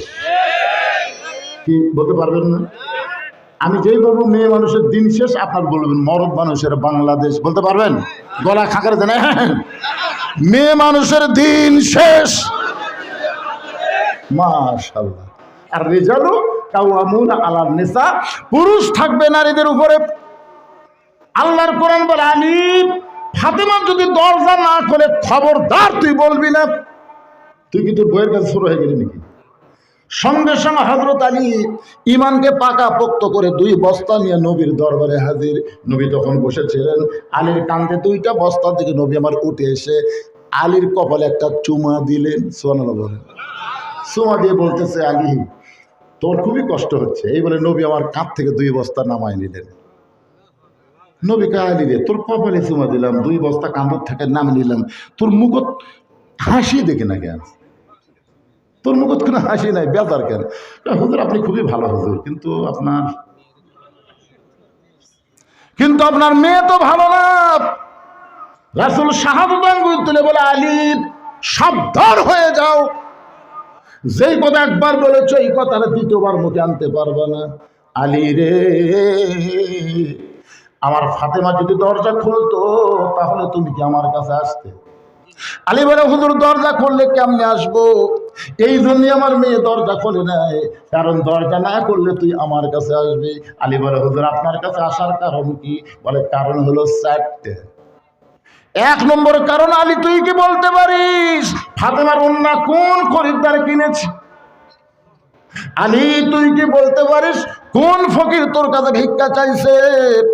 আলী রে তুই কি বলতে পারিস কে তোর কাছে উট বিক্রি করলো বাকিতে? আবার কে তোর কাছ থেকে উট কিনে নিল? আলী বলতেছি, ইয়া রাসূলুল্লাহ আমি কিছুই জানি না, আমি কিছুই জানি না। রাসূল বলেন, কান্দিস না, আনা মাদিনাতুল ইলমি ওয়া আলিউ বাবুহা, আমি হচ্ছে ইলমের শহর আর তুই আমার দরওয়াজা। লিল্লাহি তাকবীর। কান্দিস না, কান্দিস না, বস বস, আমি রাসূল তোকে জানাবো, আমি তোরে জানাবো রে পাগলা। কে তোর কাছ থেকে ওন্না কিনলো? কে আবার তোর কাছে ভিক্ষা নিল? কে উট তোর কাছে বিক্রি করলো? আবার কে উট কিনে নিল? আমি নবী তোকে জানাবো। এই জন্যই তো আমার মেয়ে দরজা খোলেনি। সঙ্গে সঙ্গে আলী বসে বলতেছে, হুজুর আপনি হলেন ওস্তাদ, আমি হলাম ছাত্র। ইন্নি বয়স তো মুআল্লিমান, রাসূল বলেছে নিশ্চয় আমি শিক্ষক হিসাবে দুনিয়াতে প্রেরিত হয়েছি। লিতম মিমা মাকারিমাল আখলাক, আমার মাদ্রাসার যারা ছাত্র তারা চরিত্রের সার্টিফিকেটে গোল্ডেন A+ পায়। ধরে কোন কথা ঠিক কিনা? আপনার বলেন তো এই মাদ্রাসার ছাত্রের খবর কি? খালি ভালো একেবারে। এই যে মাঘ মাসে এবার শীত গেল না 2-3 দিন, আমি আমার মাদ্রাসার ফিল্ডে চেয়ার নিয়ে বসে আছি, রোদ পোয়াচ্ছি, রোদ। ইতিমধ্যে একটা ছেলে পড়তে পড়তে বার হয়ে আসলো। তাই বললাম, কে রে বাবা সবাই পড়তেছে তুই বার হলি কেন? তখন বলে, হুজুর আমি বললাম 3 কিরি, মানে আমরা আলিয়ার ছাত্র তো এটা বুঝি না। তো বলে, হুজুর 1 হলো পেশাব, 2 হলো পায়খানা, আর 3 হলো অজু থাকে না ফিস, অজু থাকে না ফিস। আমি বললাম, পাগলা এই শীতের মধ্যে অজু করা লাগবে তো কে কথা? এই শীতের মধ্যে অজু করা লাগবে তোকে কে বলতে? পাগলা অজু ছাড়াও কোরআন পড়া যায়। বয়স হবে 8-9 বছর। বলে, না হুজুর অজু ছাড়া কোরআন পড়া যায় না। আমি বললাম, যাই রে পাগলা যাই। না হুজুর যাই। তুই মুফতি নাই মুফতি, তোর হুজুরা পর্যন্ত আমার মুখের উপর কথা কয় না, আর তুই 2 দিনের ছাত্র হ্যাঁ? যা ওযু ছাড়া কোরআন পড়, তোর যত পাপ হবি সব আমি নেব, যা। এমন দাবি মানছি, ভয় হয়ে চলে গেছে। আমি চিন্তা করলাম আমি তো গেল, কি করতেছে এই চেয়ারত বসতে তো দেখা যাবে না। আমি আসতে গেলে ওটা জানলার ফাঁকতে তাকাই দেখি দরজার ফাঁকত ঢুকে আসা, ওই কোরআন সাহেবের কাছে আসেও নি বসেও নি, দরজার ফাঁকত ঢুকে আসে। আমি বললাম কে রে দরজার ফাঁকত, এবার দরজার ফাঁকটা দেখতেছে চেয়ার খালি খালি হলি ওই বাড়াবে, ও জুতাও করবি, যেই দেখে আমি চেয়ারত নাই তুই বাইরে হয়েছে। আমি আবার ওই মাটির বসে বলে হুজুর আপনি আমার মাদের সাথে বাইর করতেন, আপনার মাদের সাথে আমি থাকবো না, আপনার মাঝে আমি থাকবো না, অন্য ছাড়া আমি কোরআন ধর্ম না। আমি দৌড়ে গিয়া বুকের মধ্যে নিয়ে বললাম বাসা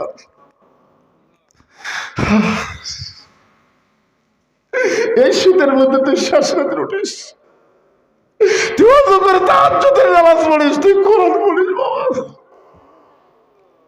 এই ছোট্ট অবস্থা তোর এক ওয়াক্ত নামাজ কাজা হয় না রে।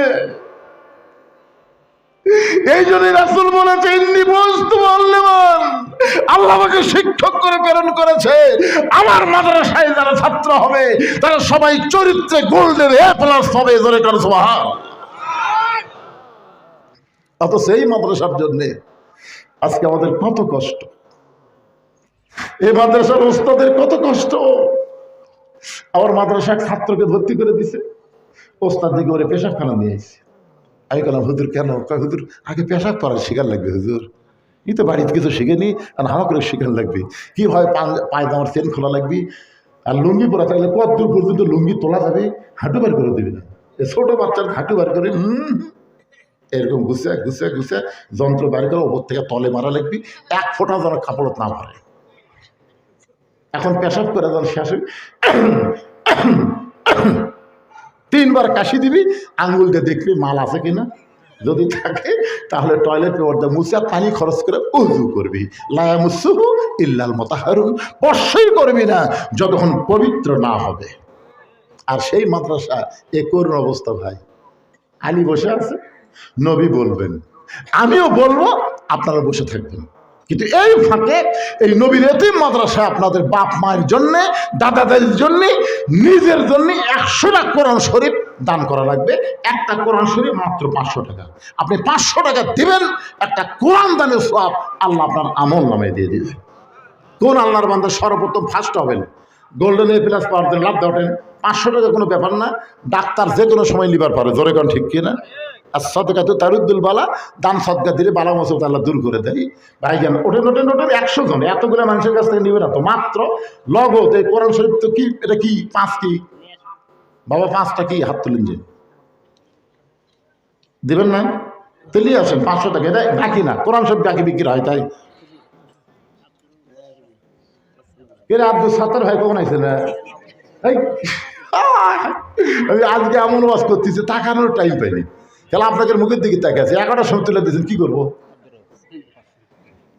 আরে ভাই আমার কভার দেন একটু, কই যে হারে একটা মুরব্বীটাকে ধরি, সাইড মারে কে রে, দরজার দিকে যায় কে রে? আল্লাহ তোমার মাদ্রাসায় কোরআন শরীফ চাচ্ছে, দিবার না পারলে বসে থাকেন, আলী বসে আছে, আলী যদি বসে থাকা পারে আপনার পারবেন না? শুধুমাত্র যারা কোরআন শরীফ দিবেন তাদেরকেই বলবো, হ্যাঁ নিয়ে আসেন। মাশাআল্লাহ, একজন আল্লাহর বান্দা কোরআন বাবদ 500, আর একজন কোরআন বাবদ 500, আর একজন কোরআন বাবদ 500।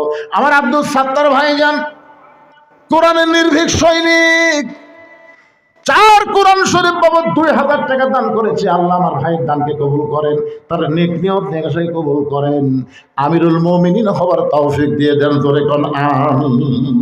আরেকজন আল্লাহর বান্দা 2টা কোরআন শরীফ বাবদ 1000 টাকা দান করেছে, আল্লাহ কবুল করেন। আরেকজন কোরআন বাবদ 500 টাকা দান করেছে, আল্লাহ কবুল করেন। আরেকজন তোমার নবীর এতিম মাদ্রাসা একটা কোরআন শরীফ বাবদ 500 টাকা দান করলো, আল্লাহ দানকে কবুল করেন, আল্লাহ নেক নিয়ত নেকাশা পুরা করেন। আল্লাহর আরেকজন বান্দা কোরআন শরীফ বাবদ, পৃথিবীর শ্রেষ্ঠ দান একটা কোরআন ভাই, একটা কোরআন শরীফ বাবদ আরেকজন 500 দিয়ে গেল, আরেকজন 500 টাকা দান করলো, আল্লাহ কবুল করেন। আল্লাহ তোমার একজন বান্দা 2 2টা কোরআন শরীফ বাবদ 1000 টাকা দান করেছে। আল্লাহ দানকে কবুল করেন। আপনি যদি মনে করেন 10টা কোরআন দিব তাহলে 5000 টাকা দেন, 20টা কোরআন দেব তাহলে 10,000 টাকা দেন। এই কোরআন আদায়ের পরে আবার ধান আদায় করা হবে আপনাদের কাছে। মাশাআল্লাহ, কি নাম্বার জানেন? রুবেল। আল্লাহ তোমার একজন যুবক বান্দা 4টা কোরআন শরীফ বাবদ 2000 টাকা দান করেছে। আল্লাহ রুবেলের দানকে আল্লাহ আপনি কবুল। কত আছে বাদান? হ্যাঁ, মানিক আর মনি 2 জন মিলে 2টা কোরআন শরীফ বাবদ 1000 টাকা দান করলো। আল্লাহ দানকে কবুল করেন। মাশাআল্লাহ, আরেকজন আল্লাহর বান্দা 500 টাকা কোরআন শরীফ বাবদ দান করে দিল। আল্লাহ দানকে কবুল করেন। দুনিয়ারই সম্পদ দুনিয়াতে রবে। এই মাদ্রাসার তালবে ইলম কোথায় গেল রে?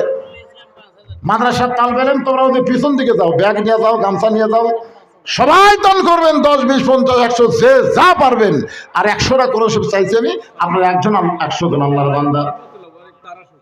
বাড়ি তারাস, বাবা মারা গেছে, আব্বা মারা গেছে, বাবার জন্য কোরআন শরীফ বাবদ তারাস থেকে আল্লাহ তোমার একজন 500 টাকা দান করলো।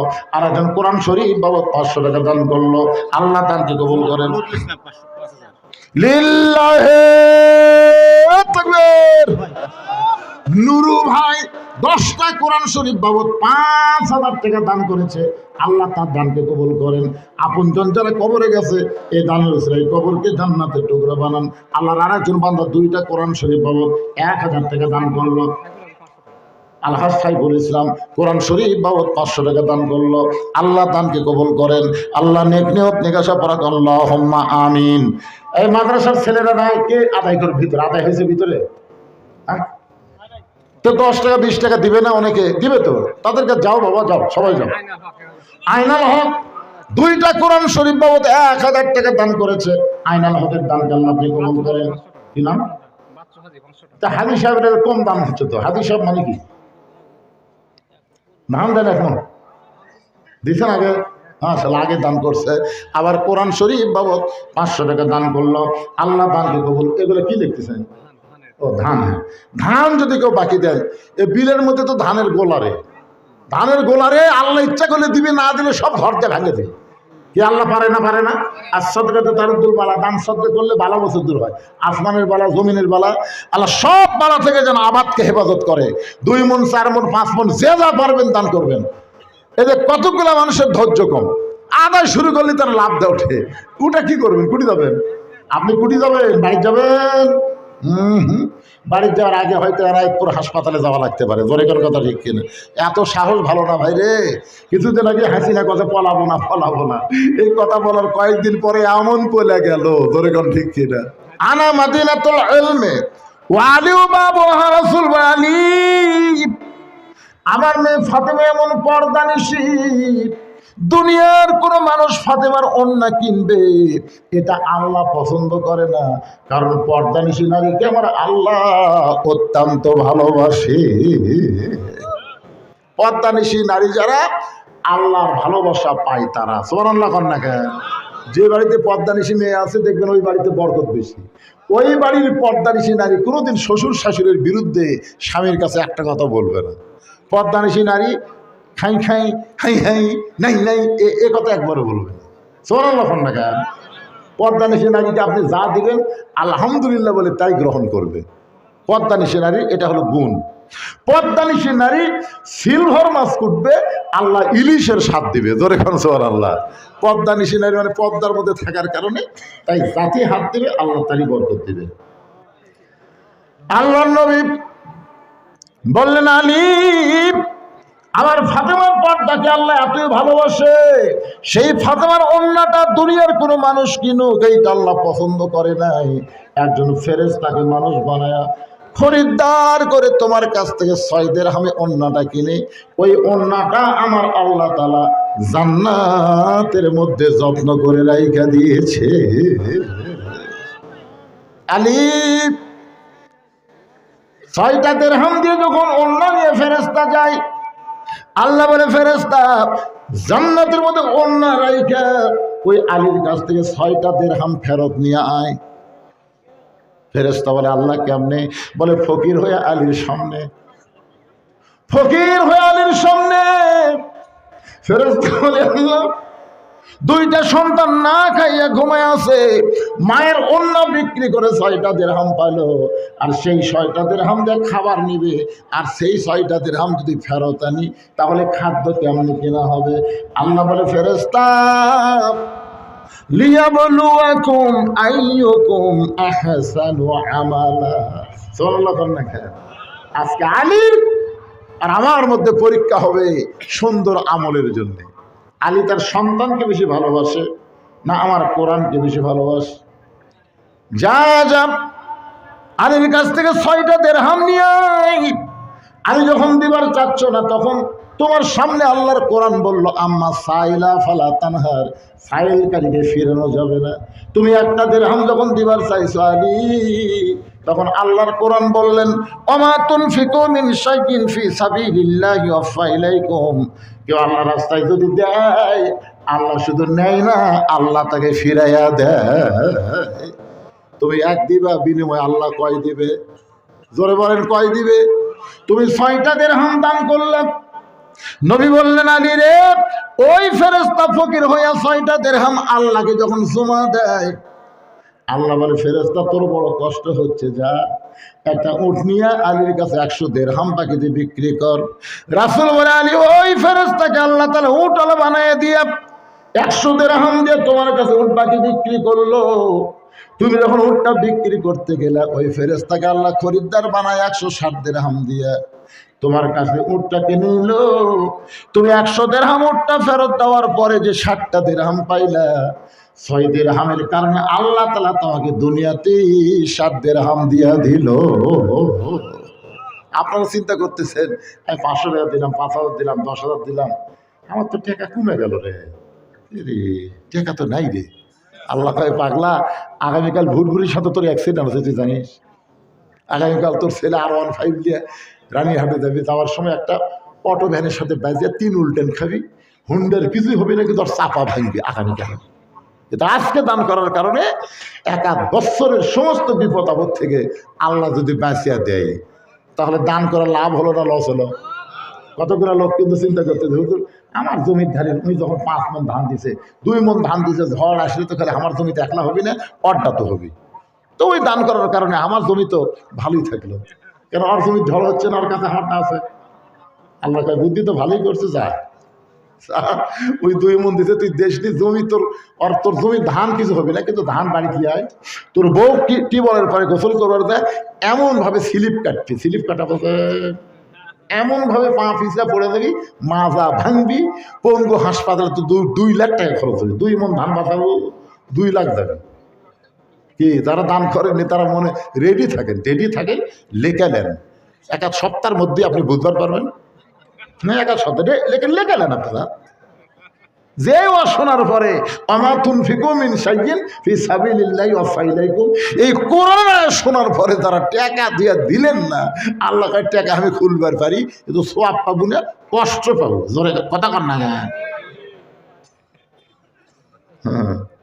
দেখবেন পেটে বাচ্চা আইছে, অনেক মায়ের বাচ্চা এমনি হয় না, আর কতগুলো বাচ্চা সিজার করা ছাড়া হয় না। এই জন্য ভাইজান, as-সাদাকাতু তারুদ্দুল বালা ওয়া তাজিদু ফিল উমর। আল্লাহ রাসূল বলেছেন, দান সদকা করলে বালা মুসিবত আল্লাহ দূর করে দেয়, এবং আল্লাহ তার রহমত বরকতে হায়াতও বাড়ায় দেয়। জোরে গান সুবহানাল্লাহ। অথবা সাবিল হক, হক কথা বলতে হবে, হক পথে চলতে হবে। হকের পক্ষে চলতে গেলে আল্লাহর পক্ষ থেকে, দুনিয়া থেকে তাকে নানা ধরনের পরীক্ষা করা হবে। হক পথে যারা আছে তাদেরই তো বিপদ হবে। আপনারা কি মনে করেন? আমাকে বহু লোক কইছে, হুজুর সারাদিন ঘুরি, সারা রাত ঘুমাই, আমার কোনো টেনশন নাই, আমার বাড়িতে কোনোদিনও পুলিশ আসে না। কিন্তু আপনি সারা রাত জায়গা থেকে ওয়াজ করেন, একটু ঘুম পারবার গেলে আপনি বাড়িতে ঘুমাবার পারতেছেন না, পুলিশ এসে আপনি খুঁজতেছেন। আমার এলাকার সবচেয়ে খারাপ লোককে পুলিশ বলছে, হুজুরের বাড়ি কোনটা? ওই তখন বলতেছে, ওটা। দেখছেন, একটা খারাপ লোকের কাছ থেকে পুলিশ আমার বাড়ির খোঁজ নিচ্ছে। আমি কান দিয়ে কই, আল্লাহ, চোর ডাকাত সব দাঁতে ঘুরতেছে, তারপর পুলিশ খোঁজে না, আমার খুঁজতেছে। কারণ কি?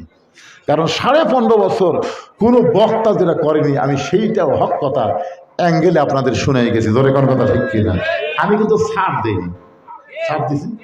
আমি কিন্তু রব্বানা আতিনা ফিদ দুনিয়া হাসিনা করছি। হাসিনাতে কি অ্যাঙ্গেলে মার দিছে ওরা জানেন। রে আমি আজ থেকে 2 বছর আগে আপনাদের তারাশে কুসুম্বি ওয়াজ করছি, খেয়াল করে দেখেন। 5 তলা উপরে উঠে 1.5 লাখ টাকার খাট, 12,000 টাকার কম্বল ওরে তামানে দিয়ে রাত 9টার সময় বলতেছে আমার বাড়ি আমার ঘর আমাকে নামাইকে, আমার বাড়ি আমার ঘর আমাকে নামাইকে, দেশ আমার বাপের, দেশ আমার, বিনা ভোটে আমি 41 সাল পর্যন্ত থাকবো, আমাকে নামাইকে। জোরে কোন কথা ঠিক কি হয়নি? আর আমি বললাম কি, রাত 3টার সময় একটা ভূমিকম্প, বিল্ডিং খালি একটু কাঁপে উঠছে। ওই 9টার সময় কথা হামাক নামাইকে, 3টার সময় কথা খেয়াল আছে। এত ফোর্সে নামছে, কম্বলের মধ্যে ঘুমের ঠেলায় যে লঙ্গি খোলা আছে, এই লঙ্গিটাও পর্যন্ত পরার টাইম পাইনি। 12 তরকারি যে ভাত পাক করছে, অথচ ভাতও খাওয়ার টাইম হয়নি, তরকারি চাকা হয়নি। ধরে কোন কথা ঠিক না? এত ফোর্সে নামছে, ন্যাংটা হয়ে নামছে। ফেরেশতাকে আল্লাহ নামাইলা, তাই বলে এইভাবে ন্যাংটা করে নামাইলা। তুমি 18 সালে নামলে, 24 সালে নিরপেক্ষ ভোট দিলে, তোমাকে এভাবে ন্যাংটা হয়ে পলান লাগতো না। ধরে কথা বলেন না কেন? কথা বলেন না কেন? তুমি মনে করছো এইভাবেই থাকবো, এইভাবে আল্লাহ কয় ধরি না, ধরলে আর ছাড়ি না। আজ থেকে 2 বছর আগে মজ করে গেছি, তখন হয়তো আপনারা এত বোঝেননি, কেন অ্যাঙ্গেলে মারছি তো। আমাকে পুলিশ খুঁজেছে, আলহামদুলিল্লাহ। وَلَنَبْلُوَنَّكُمْ بِشَيْءٍ مِّنَ الْخَوْفِ وَالْجُوعِ وَنَقْصٍ مِّنَ الْأَمْوَالِ وَالْأَنفُسِ وَالثَّمَرَاتِ وَبَشِّرِ الصَّابِرِينَ ওয়াতাওয়াসাউ বিস-সবর। ওয়াতাওয়াসাউ বিল হকের মধ্যে আপনারা দেখেন তো, আজিজুল হক আছে না নাই? শাইখুল হাদিস আজিজুল হক, তারপরে মামুনুল হক, ওয়াতাওয়াসাউ বিল হক। দেখেন হকে হকে মিল আছে না? কথা কর না কেন? কুল জাল হক। শাইখুল হাদিসকে অন্যায়ভাবে গ্রেফতার করে পায়খানাতে রাখেনি, ওজুর পানি দেয়নি। হ্যাঁ,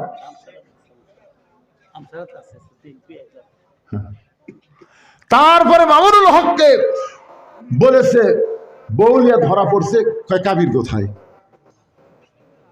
কাবির লেকেও বউলিয়া একসাথে যায়? দেখেন হকের কষ্ট কি দেখছেন?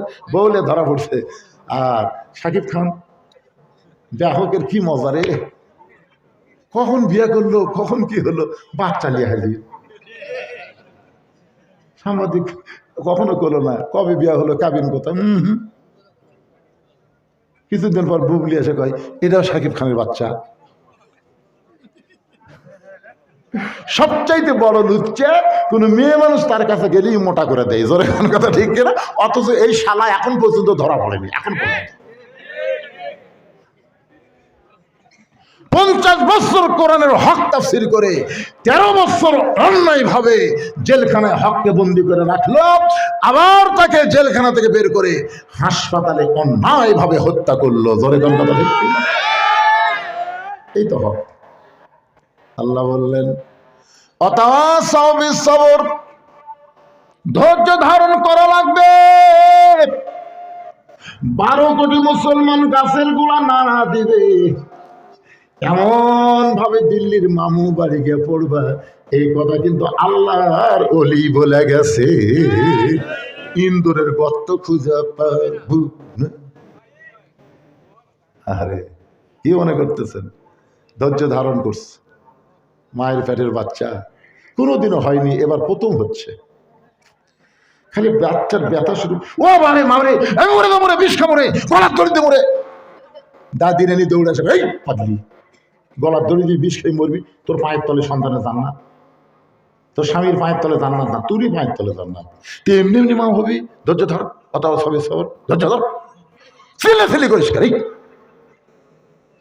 জোর করে ঘর দিয়ে দেয়, শুয়ে থুয়ে ঠান্ডা পানির মধ্যে নরম কাপড় চুপড়ায় কপালত দিয়ে বলে ধৈর্য ধর, ওয়াতাওয়াসাউ বিস-সবর, ধৈর্য ধর। যখন ধাত্রী এসে বাচ্চা টানতেছে, দাঁতের পর্দা দেই রাস্তাতে মানুষ যাচ্ছে রে, মানুষ যদি শুনবার পায় যে বাচ্চা হওয়ার সময় এই হারে কান দিছে, এই তোর শরম নাই? বাচ্চা হচ্ছে, চিন্তা করে দেখেন কম কষ্ট, জোরে কথাও বলা যায়নি। কি কথা, আমাকে ভালো মানুষগুলো ধরে লেগেছে, দুইটা সন্তান যা হাসপাতালে বসে আছে, সকাল থেকে সন্ধ্যা পর্যন্ত বাপকে এক নজর দেখবে, আল্লামা সাঈদীকে এরপরও দেখতে দেওয়া হয়নি। তাদের ভিতরে আগুন দাও দাও করে জ্বলেছে, কিন্তু ধৈর্য ধারণ করছে, মুখে হাত দিয়ে।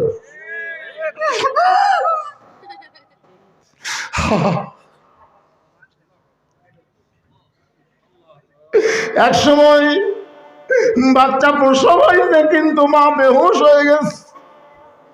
এত কষ্ট, মা বেহুশ হয়ে গেছে। সন্তানকে গোসল করায়, পরিষ্কার করে নারী কাটে, ওই মায়ের বুকে যখন দেয়, বাচ্চার পরশে মা হুঁশ ফিরে পায়। ওই বাচ্চাকে ডান হাত দিয়ে বুকের কাছ থেকে মুখের কাছে নিয়ে চুমা খায়। দাদি নানি তিরস্কার করে বলে, এর জন্য গলার দড়ি দিবার চাইলি, এই জন্য বিষ খাবার চাইলি, আত্মহত্যা করবার চাইলি, এক লাত্তি মারা ফেলে দে, এক ফেলে দে, এর জন্যই তো তুই এত কষ্ট পাইলি, এক আদর কেন করতেছিস? মা বলে, দাদি, সন্তান যখন কোনো মা বুকে পায়, তখন প্রসব বেদনার কথা আর মনে থাকে না। 2000 ছাত্র জনতা জীবন দিল, 30,000 ছাত্র জনতা পঙ্গু হলো, আল্লাহর ওলিদেরকে শহীদ করে দেওয়া হলো বিনা অপরাধে। কত আলেমকে নির্যাতন করলো, কত আলেমকে গুম করলো, শাপলা চত্বরে কত আলেমকে। আজকে 36-32-এর নিচে আয়না ঘর পাওয়া গেল। কত কষ্ট দিয়েছে আমাদেরকে, আমরা বাড়ি থাকতে পারি না, আলুর বাগুর বাড়ির মধ্যে ঘুম পেরেছি কোরআনের কথা বলার কারণে। এত কষ্টের পরে আমরা ধৈর্য ধারণ করেছি, অথবা সবের সবর। আমরা দেখতে চাই একদিন বাংলাদেশে শুধু কোরআনের ওয়াজ হবে না, কোরআন দিয়ে আমাদের বাংলাদেশ চলবে।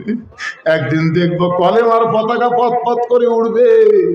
যেদিন কোরআনের বিজয় হবে, কলেমার পতাকা উড়বে, সেদিন আমরা পতাকা ধরে সব প্রসব বেদনার মতন সব কষ্ট ভুলে যাব। যেদিন প্রাইমারি বন্ধ হবে, কোরআনের মাদ্রাসা সরকারি চলবে। আজকে একদম বাগডুম শিক্ষা দিয়া 50,000 টাকা নিয়ে যাই, আর আমার কোরআনের হুজুরেরা কত কষ্ট, এত কষ্ট ধৈর্য ধারণ করেছে শুধুমাত্র কোরআনের ওয়াজ শোনার জন্য না, বাংলাদেশ আল্লাহর কোরআনের বিজয় দেখার জন্য। আল্লাহ তাআলা এই দৃশ্য যেন আমাদের দেখার তৌফিক দেয়। সকলে বলে আল্লাহুম্মা আমিন, আল্লাহুম্মা আমিন। আল্লাহুম্মা আনতাস সালাম ওয়া মিনকাস সালাম, তাবারাকতা ইয়া যাল জালালি ওয়াল ইকরাম। আয় আল্লাহ তাআলা, রাত 1টা পার হয়ে গেল, দীর্ঘ সময় পর্যন্ত তোমার পাগল বান্দা বান্দিরা আরামের বাড়ি ঘুমকে বাদ দিয়া কোরআন হাদিসের মহব্বত কলিজার মধ্যে নিয়ে এই জান্নাতের বাগানে বসে বসে কোরআন হাদিস আলোচনা শোনার শেষে আমি গুনাহগারের সঙ্গে রহমতের দরজায় ফকির হয়ে দোখানা হাত তুলেছি। মেহেরবানি করে আজকের মাহফিল আমাদের সকলের হেদায়েতের জন্য, নাজাতের জন্য, জান্নাতের জন্য আল্লাহ কবুল করো। এই মাহফিলের শুরু থেকে শেষ পর্যন্ত যত আলোচনা হয়েছে, আল্লাহর মধ্যে যদি ত্রুটি হয়, ভুল হয়, মাফ করে দিও। এর জাহাদিয়া মঞ্জুর করো। সোনার মদিনায় নবী পাকের রওজা মোবারকে আল্লাহ কবুল করে নিও। तमाम अंबिया करम, असहाबे करम, ताबिन करम, तबा ताबिन करम, तमाम पृथ्वीर माटिर निचे যত মুমিন মুমিনা শাহ আল্লাহ সকলের আল্লাহ পরে হাদিয়া কবুল করো। আল্লাহ, আল্লামা সাঈদী হুজুর সহ অন্যায় ভাবে যাদেরকে ফাঁসি দেওয়া হলো, যারা 24-এর গণ আন্দোলনে বিপ্লবে যারা শাহাদত বরণ করলো, আল্লাহ সকলকে জান্নাতের উচ্চ মাকাম দান করে দাও। আল্লাহ আমরা যারা হাত তুলেছি, আমাদের জনম দুঃখী মা যাদের কবরে চলে গেছে, দরদের বাবা যাদের কবরে, মেহেরবানি বাপ্পার কবরকে জান্নাতের টুকরা কবুল করো। আমাদের দাদা দাদি নানা নানি আত্মীয় স্বজন শ্বশুর শাশুড়ি যাদের কবরে গেছে, আল্লাহ কবরবাসীদের মাফ করে দাও। আয় আল্লাহ তাআলা এই মাদ্রাসাকে কিয়ামত পর্যন্ত কবুল করো। এই মাদ্রাসার জায়গা দিয়া মাদ্রাসার ঘর তৈরি কইরা মাদ্রাসার ভিত্তি দিয়ে আজকে যারা কবরের ঘরে গেছে, আল্লাহ মেহেরবানি করে মাদ্রাসার উসিলায় তাদের সকলের কবরকে জান্নাতের টুকরা বানায় দাও। উপর সিলেট গ্রামের উপরে রহমত বরকতের দরজা খুলে দাও। আল্লাহ তোমার নবীর এতিম ঘরকে মহব্বত করে নগদে বাকিতে যারা দান করেছে, সব দানগুলোকে জান্নাতের বিনিময়ে কবুল করো।